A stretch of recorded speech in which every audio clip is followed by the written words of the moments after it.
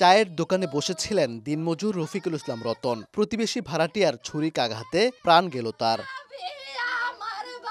রতনের আয়েই চলত 7 সদস্যের পরিবার।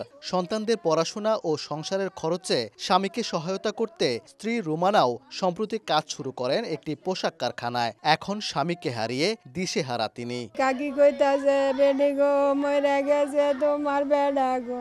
আব্বারে বলে চুরি মারছে, চুরি না বিলে হাত মেরে উঠছি। একটাই দাবি আমার ভাইয়ের হত্যার বিচার চাই।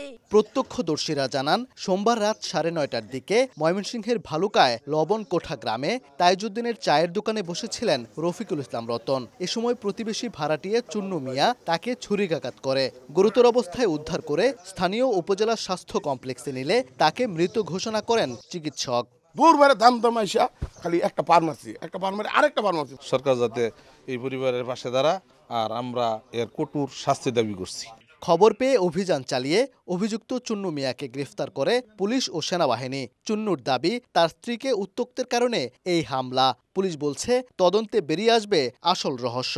জিজ্ঞাসাবাদ করছি যে এই ঘটনা কি কারণে বা কেন কি জন্য সে ঘটিয়েছে, এটা আমাদের এখনো তদন্ত পর্যায়ে আছে। এই যে ভিকটিম তার পরিবারের সাথে কথা বলে পরবর্তীতে আমরা আইনগত ব্যবস্থা নিব।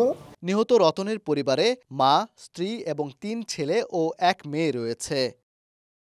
ওবায়দুল হক, সময় সংবাদ, ময়মনসিংহ।